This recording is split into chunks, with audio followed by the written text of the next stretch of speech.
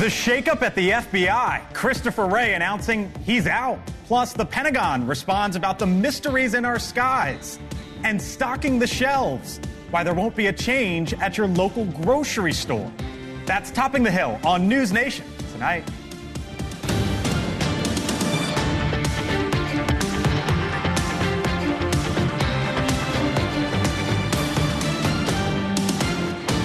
This is the best way to avoid dragging the Bureau deeper into the fray while reinforcing the values and principles that are so important in how we do our work.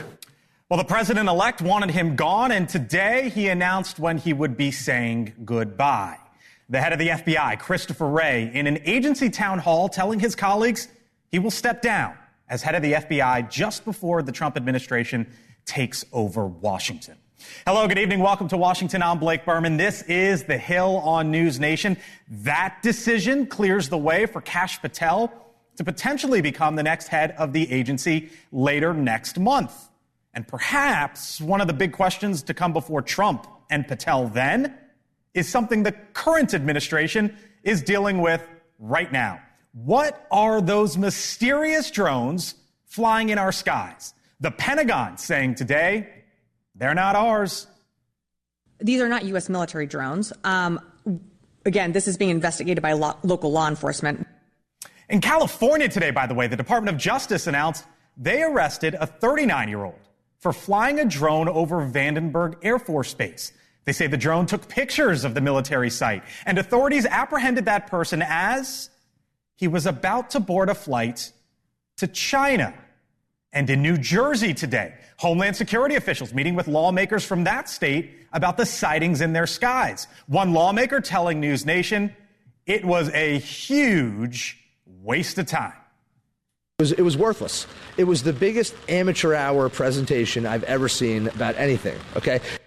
That state representative right there joins us live here on the Hill in moments. But we begin tonight with the ranking member on the China Select Committee and a member of the House Intelligence Committee as well, Congressman Raja Krishnamurthy, live with us here on the Hill. Congressman, thanks for being back with us. Appreciate it, sir. Thank you so much, sir. Of course. So you know a lot of secrets. You're on the House Intelligence Committee. And I know there's a lot of things you can't talk about. But there's the real question here, Congressman, of do we not know what these drones are? Or do we know and the U.S. government is just not telling us? Where are you?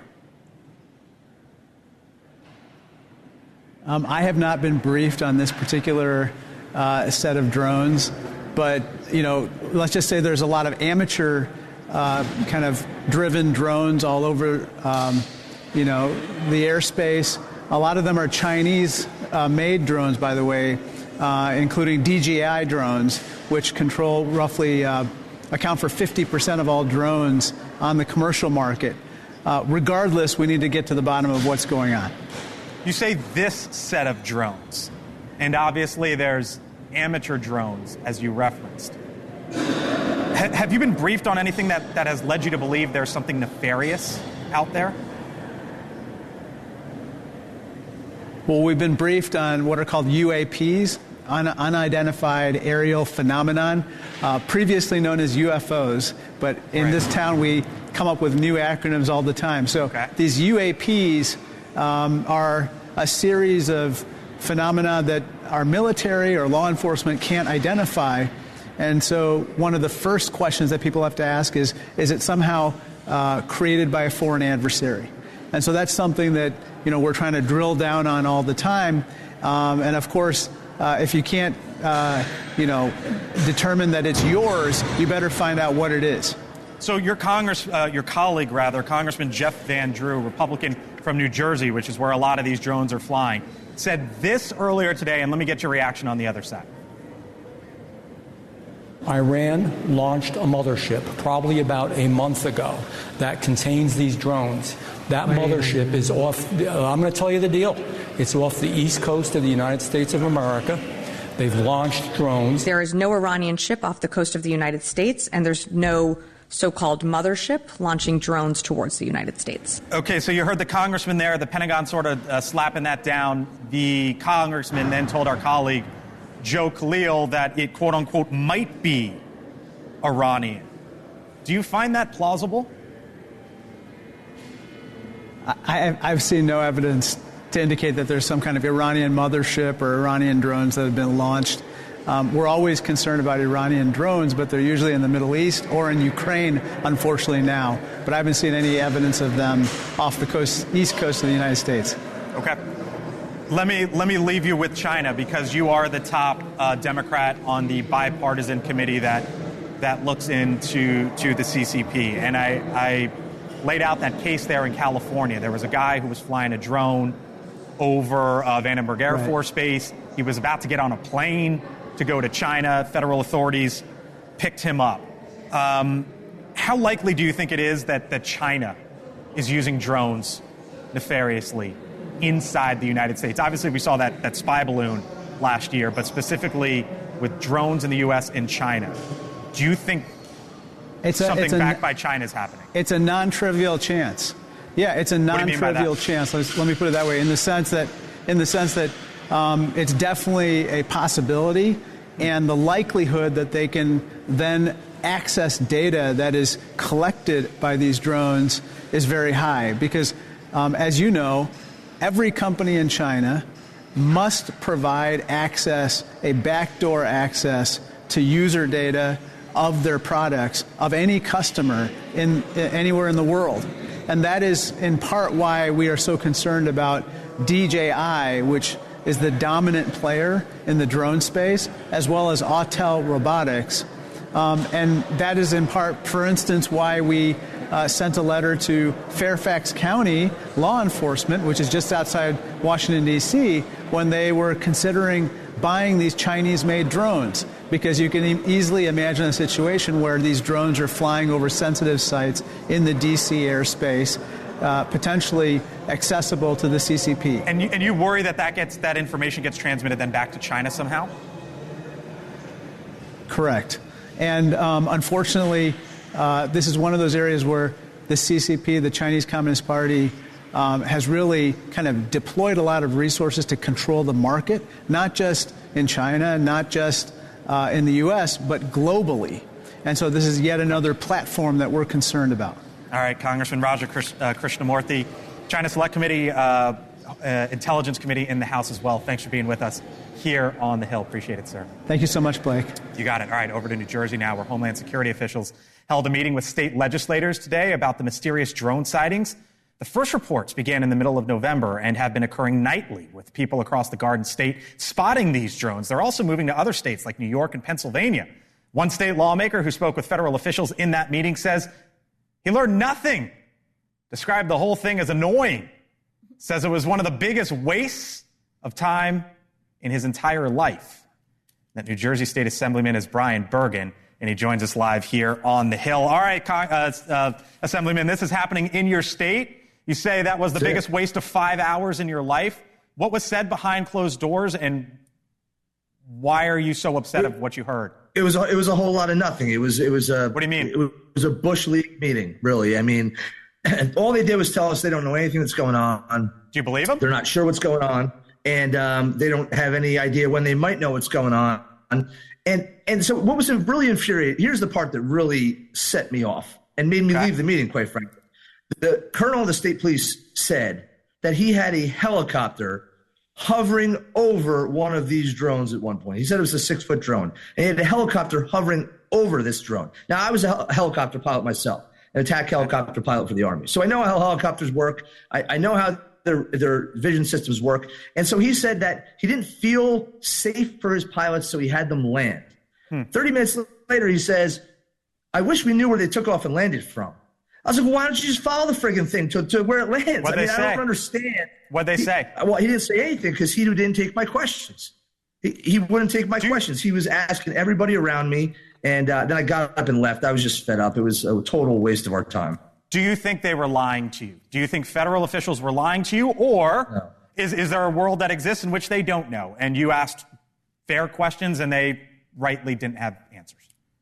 I do not think they're lying to us. I think they're completely frigging incompetent. So I'll give you another example. They said that there was some device that the Homeland Security had. We're going to provide to the state police that could identify by radar a drone and kind of track it and discern it from a bird. That's a pretty good tool in this situation. And when one of my colleagues asked when they would get it, the colonel said in a couple days. And I'm like, a couple days? They are obviously not taking this seriously. If they were, that thing would be on a friggin' van on its way to New Jersey today. It would be here right now, and they'd be using it right now. This is ludicrous. So, no, I don't think they're lying. I think that they're telling the truth. They have no idea because they're completely inept. We got to leave it there. I feel the passion, I feel the anger, and I feel the angst really coming from you. Brian Bergen, as you say, as you rightly should be. Assemblyman there in the state of New Jersey meeting with Homeland officials earlier today. Brian, thank you, sir. Appreciate it. Thanks, man. Meantime, a contentious hearing today back here in Washington up on Capitol Hill as the Secretary of State Anthony Blinken defended the chaotic 2021 U.S. withdrawal from Afghanistan. He told the House Foreign Affairs Committee that even the most pessimistic U.S. intelligence assessment did not anticipate the capital of Kabul falling so quickly. At one point, the Secretary of State acknowledged the families of the 13 U.S. service members who died from a suicide bombing at Abbey Gate. And I think today especially of the 13 heroes that we lost at Abbey Gate, and I deeply regret that we did not do more and could not do more to protect them. And to those families who are here with us today, you're in my thoughts, in my prayers. Joining us now, Morgan Ortega, State Department spokeswoman during the Trump administration, friend of the show. Hello, Morgan. Hey, good to be with you in person. Nice, you as well. Nice to see you as always. So you spoke for the State Department. You know that building, that operation inside and out. Congressman Brian Mast, a Republican from Florida who served in Afghanistan. This was personal to him. He lost his legs in an IED. Here's what he said today as it relates to the State Department. I want to get your reaction on the other side. It will be a colonoscopy for the State Department. So every program that is under there, you take your pick of programs, they are going to be under the microscope. Is he right that this is where this is headed with the State Department? I think so, and I hope so. And not just state. We should probably do this for many agencies. Listen, when you look at what happened today, I think that we were all kind of hoping, those of us who have been involved in Afghanistan, I've been there many, many times. I remember going there in my first trimester pregnant with Pompeo. I couldn't tell anybody, and here I am running around Afghanistan trying to get to a deal. So many of us have been there or served there in various capacities. And it's frustrating to hear Secretary Blinken express his condolences to the family of the fallen, but then in the next breath to sort of say, I'm paraphrasing here, but he was essentially saying they were contemplating what more could we have done, and they came to the answer that we couldn't have done anything else, and that's just not true. What will Donald Trump do then? Because nobody at state, as I know, was fired. No one at the Defense Department fired. Donald Trump's going to be the president of the United States in 35 days. Marco Rubio, presumably, will be the next Secretary of State. What do they do? Well, the point that you just made about no one being fired or held accountable or even having the dignity to resign is incredibly important, because that same national security team went on to see blunder after blunder, Russia invading Ukraine, Hamas attacking Israel, you name it. So one of the things that Marco Rubio should do, if confirmed, I think he will do, is we've got to get the people who do evacuations, who do these sort of emergency planning, we have to get them from out from within the bureaucracy and put them back to reporting to the Secretary of State, as we had under Mike Pompeo. So it's kind of a bureaucratic move, but getting them out is important. Remember, we also had a massive evacuation and had to get over 100,000 people home in the Trump administration. That was during COVID, and that wasn't in one country, that was all around the world. So you also need people in charge who have operational experience running companies, running logistics. I think that's the big difference between the Trump appointees and the Biden appointees. Most of the Biden appointees have never signed the front of a paycheck, right? They've never had to make payroll. They don't understand what it's like to run large and complex organizations. And I think there'll be a different focus on the Trump side for that. Let me leave you with this, because you have real concerns, no matter who is the president, about Afghanistan going forward, ISIS-K, and the threat in the Middle East. Yeah. Where are you tonight on what that looks like, given the the world of the Middle East right now? Not a lot of good news to report. ISIS Khorasan, which is the affiliate in Afghanistan, now has a foothold in every province. I'm, of course, very concerned about ISIS that could reemerge in Syria. Remember, when Trump came in January 17, there was actually a physical caliphate of ISIS in Iraq and Syria.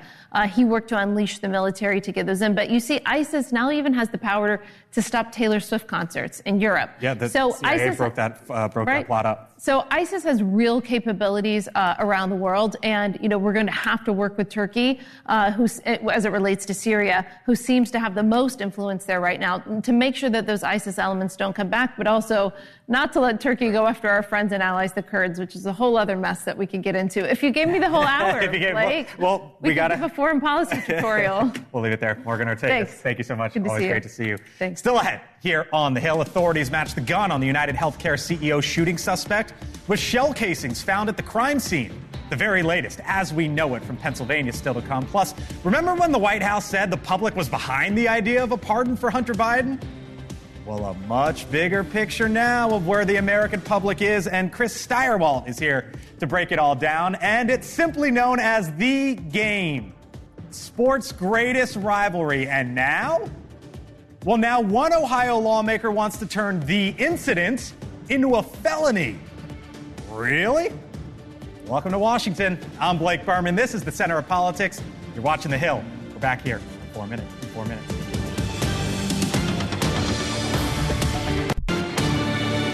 That there was a poll, a U.S. Gov poll that came out, that some of you all reported on it, and it said 64% of the American people agree with the pardon. 64% of the American people.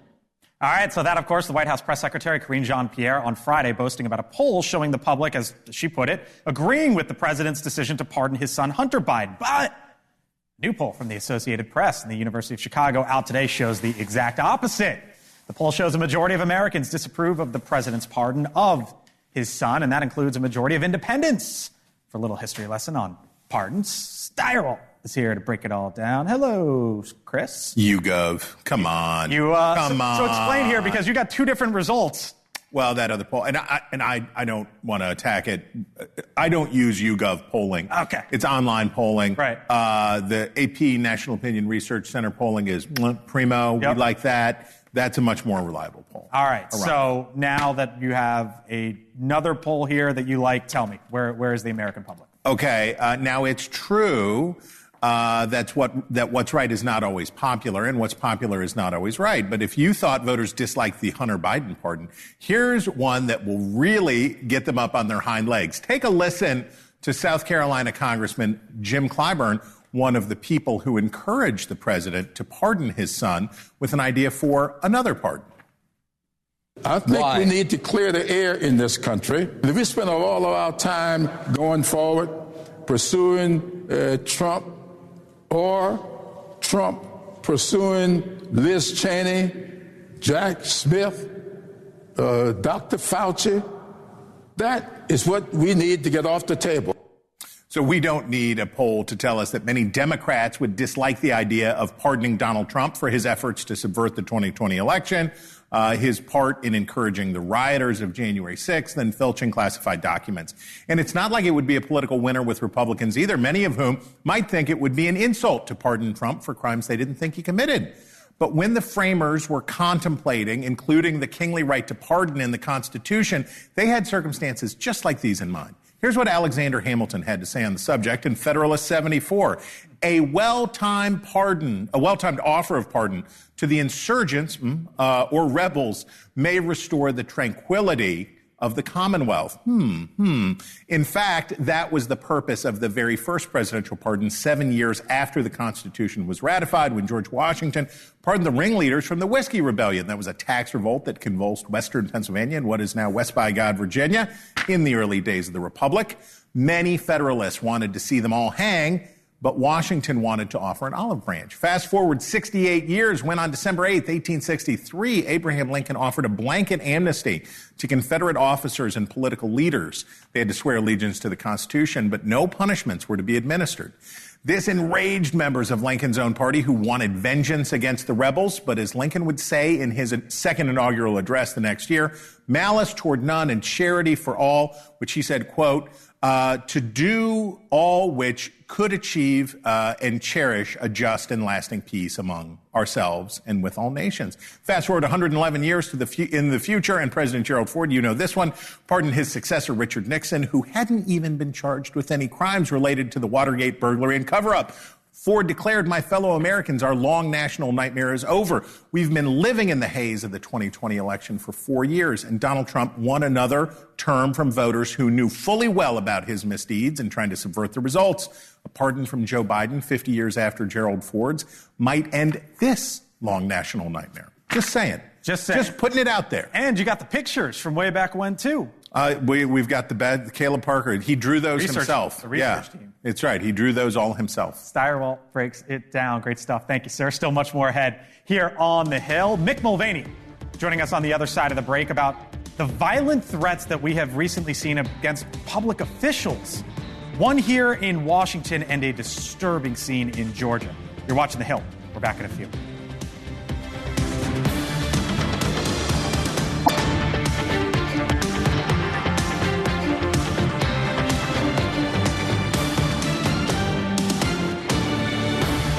Welcome back here to The Hill on NewsNation. Tonight, new details in the arrest of Luigi Mangione. This is the suspect in the New York City shooting death of the United Healthcare CEO, Brian Thompson. Our Alex Capriello joining us live once again in Pennsylvania tonight outside the facility where Mangione is being held. Alex?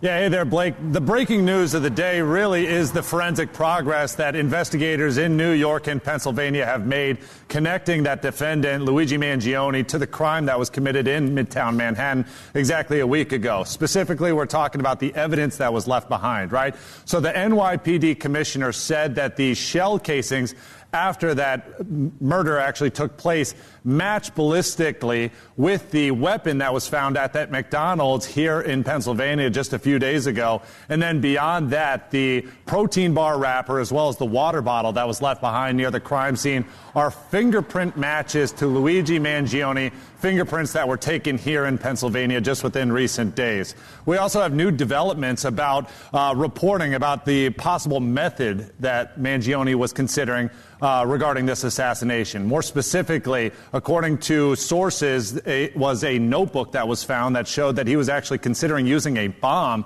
but ultimately nixed that idea because he felt as if it might actually harm innocent people along the way. Again, this is reporting that's out there right now, trying to be independently confirmed by NewsNation. You're right, this is now the prison right here behind me where Mangione will be kept during this Pennsylvania time as this legal process plays out.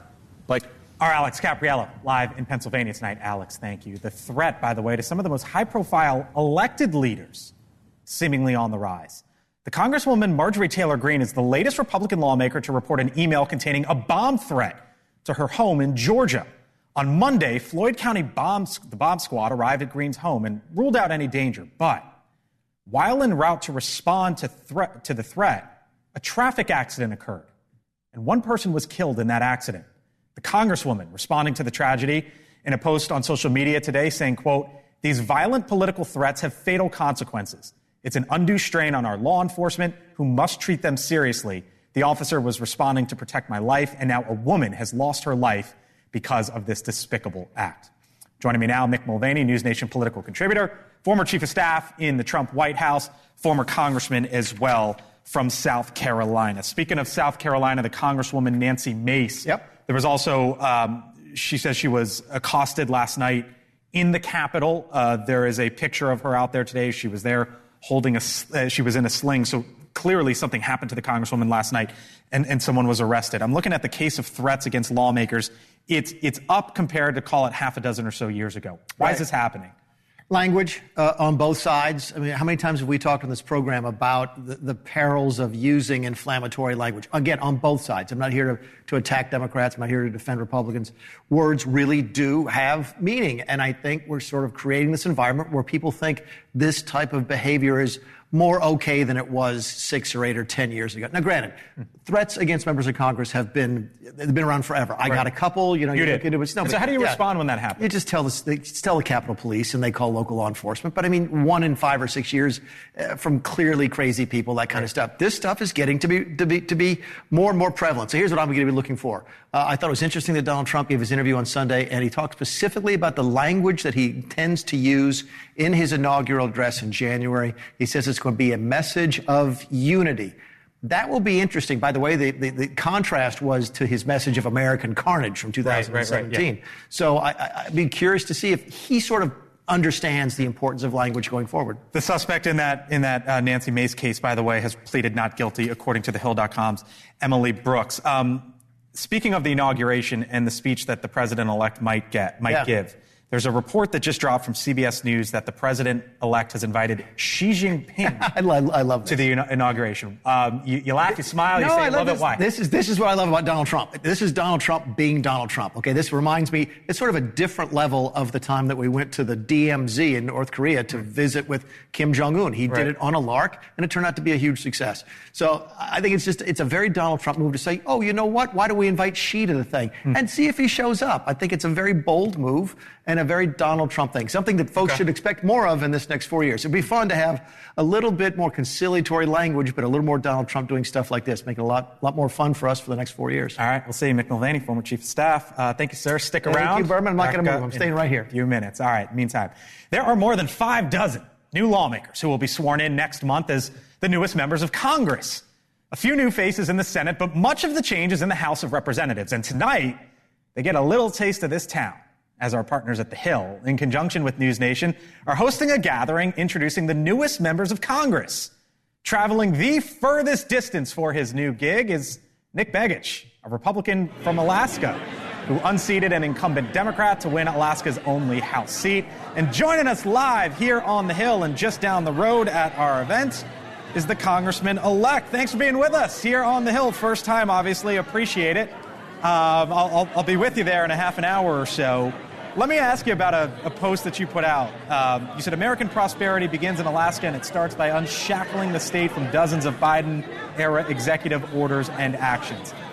What do you expect your party, of which you are a part of, to take on day one here in Washington? Look, the Biden administration has had it out for private industry. The Biden administration has had it out for working Americans. And that's been true in our state, my home state of Alaska, and across this country. Joe Biden issued 67 executive orders specifically targeting Alaska's right to produce our own resources and access those resources for production. And when we see just here in the last week that nations like China are restricting the ability for America to access critical minerals, we have that capacity. We have those minerals in Alaska, and we have the ability to bring domestic manufacturing back again. There are so many things just like this that need to be addressed coming out of the Biden administration's failed 4 years of leadership. I hear you talking about the Biden administration, and obviously you just spent a decent amount of time campaigning. Is it time to move on from that? I mean, it is, right? It's time to move on from that and face the issues of the day, is it not? It absolutely is. That's what we're doing. We're here. We're ready to make change. And when you look at what Donald Trump and Republicans across this country ran on, it was change. It was change makers. It was disruptors. You see that in the nominees that the Trump administration is advancing right now. And you have a Congress that is ready, willing, and excited to work with the incoming administration to make that change a reality. So you are one of the incoming freshmen. The margin is very thin, the thinnest, I believe, ever. 220 to 215, though it could be 217 to 215 because of the nominees who might move to the cabinet. And the reality is, Congressman-elect, that Donald Trump and Republicans want to get a lot done. And I doubt you're going to be the one to hold things up, any freshman Republican. I see you smiling. You're smiling because you know it's true, right? And I guess that leads to the question of... That's right. Yeah, so it leads to the question, though, of what is that balancing act between representing Alaska and falling in line with the party?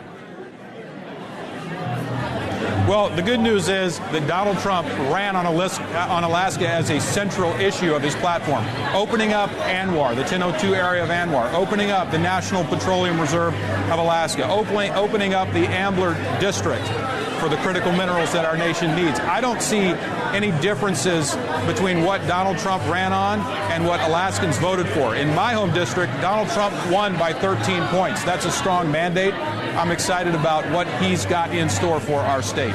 All right, let me leave you with this, Congressman-elect. I mentioned you are the member who has to travel the furthest from Alaska to Washington. You come from a family of politicians. Your grandfather, a congressman. We have the pictures. How has the reality set in that you have to make that trip often? And what is it like coming from Alaska to D.C. and doing the reports? You know, I just made that trip, door to door. It's about 15 hours plus or minus a couple hours. What's the route? And it's a long haul. I go through Seattle, so we're about 1,500 miles in Anchorage from Seattle, and then our trip in the lower 48 begins.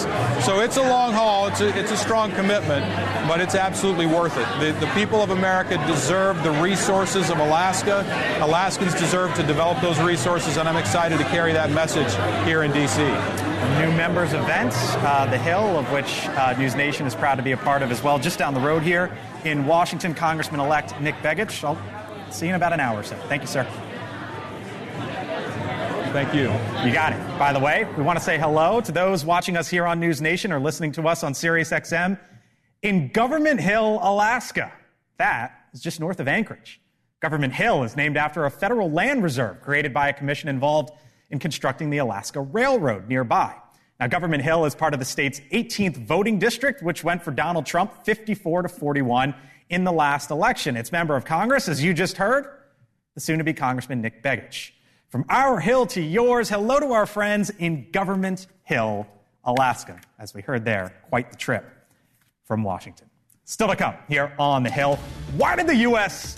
Postmaster General cover his ears during a congressional hearing? Did you see this?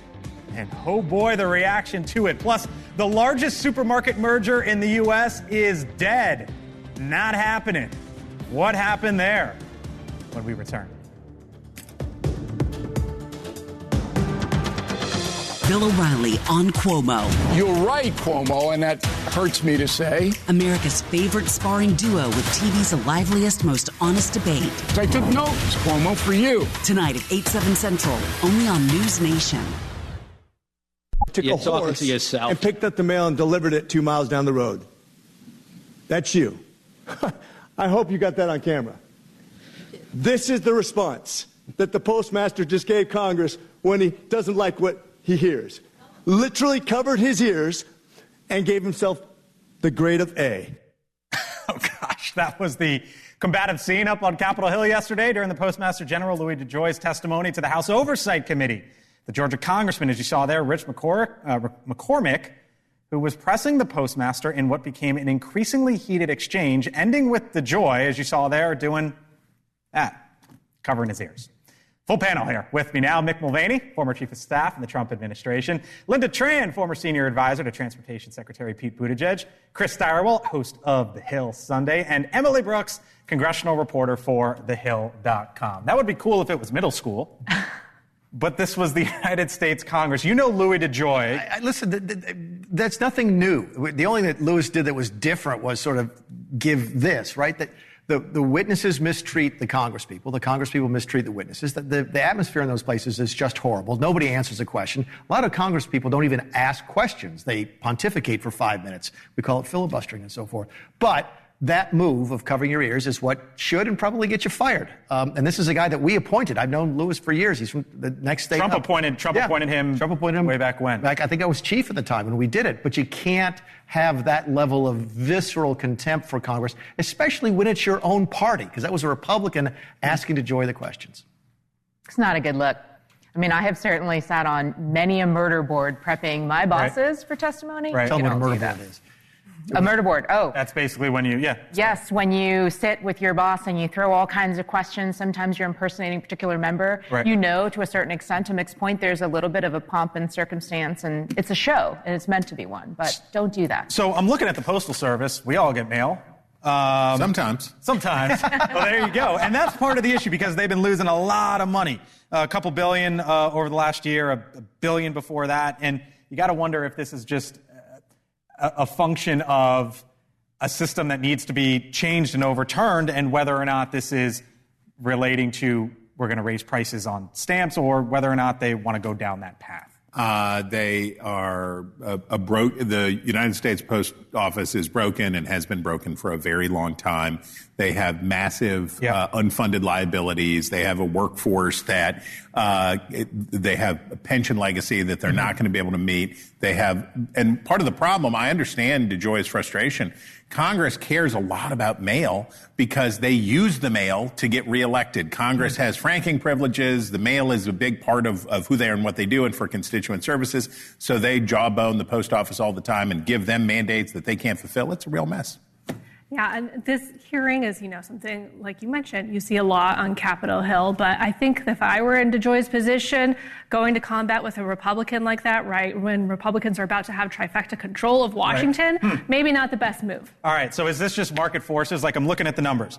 The number of employees up, Mick, in the last handful of years. They have 28,000 more employees over the last 5 years. Same number of stores, nearly same number of delivery routes, but the pieces of mail have gone from 146 billion to 116 billion. First-class mail, 56 billion to 46 billion. This is basically the problem with the post office, and you got to wonder if they're going to start, if they need to start raising postage, because, show the graphic, the average post stamp is 63 cents. We are like 3 times below the basically world average. And you missed one important part, which is Amazon? No, that is, okay. But this is what everybody forgets. It's one of the few functions of government that is dictated by the Constitution.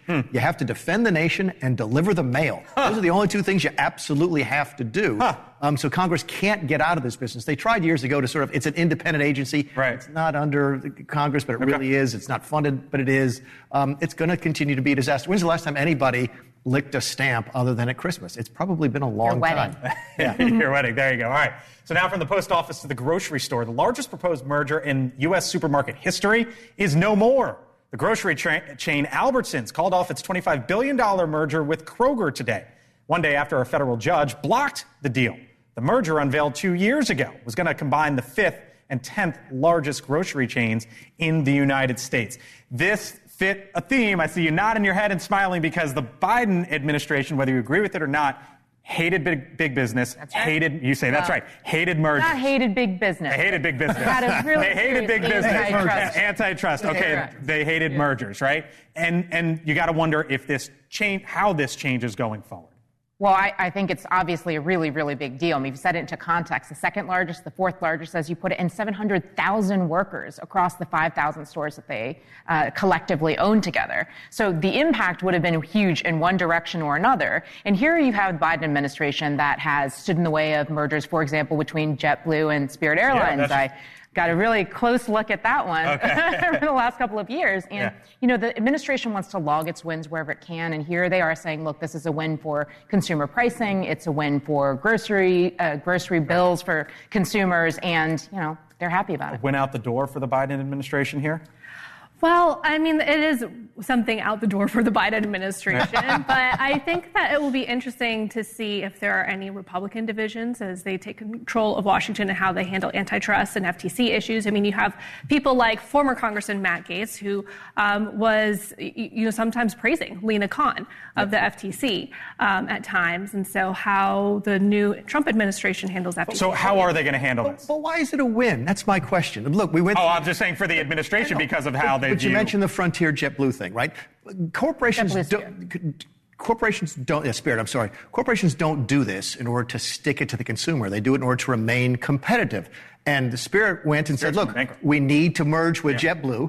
The government said no, and now Spirit is bankrupt, and people are going to lose jobs, and it's going to be worse for competition in the long term. So I've never understood why every single merger is automatically bad for the consumer. How's this going to change under Trump? I think Trump is going to be a lot more businesslike in the approach and look at the books and see, okay, really, if we don't approve this merger, what's driving the merger? Is it market forces? Is it something else? If we don't approve the merger, is it going to be worse in the long run for consumers? Because the Spirit JetBlue merger is unabashedly going to be worse for consumers. I don't know. The new appointments at the Federal Trade Commission that are coming in are very anti-big business, and they're talking about how they're going to target big tech companies and do this. And on this Kroger case, what will happen? Prices are going to go up for consumers, and they're going to fire a bunch of people. That's what's going to happen, because the way that the FTC did this, they didn't include big box stores. They didn't count in the marketplace Walmart and Target, which are the biggest grocery sellers in the country. So they weren't included. They blocked this merger, and the consequences will be higher prices for consumers and fewer people working, more automation, and that's what will happen. Whether you think this is good or bad, however you view this, bottom line, there is going to be a big, big shift in all of this with how mergers and acquisitions are treated. Thank you all. Appreciate it. Still to come here on the Hill. Oh, boy. Oh, Blake. Oh, boy. Oh, Blake. Oh, boy. Have you heard what they're trying to do in OHIO? Oh, my. Felony?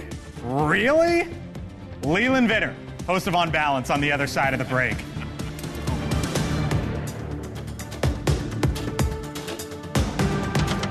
Remarkable women from across the country. 125 trailblazers will be honored with a chance to win $25,000 for the nonprofit of their choice. Nominations open through December 20th. Go to newsnationnow.com to enter a remarkable woman today. Get back here. Get sprayed down. Get back. Get back. Come on, man, bro. All right, so that is the newly released body cam footage of the brawl between the Ohio State University and the University of Michigan. Last month, two Michigan players planted the school's flag in the middle of the field after Michigan's upset win on November 30th, and that sent tempers flaring, as you could see there. Now, a lawmaker in Ohio, Josh Williams, is proposing a bill that would ban flag planting at Ohio Stadium, the home of the Buckeyes, and make it a felony.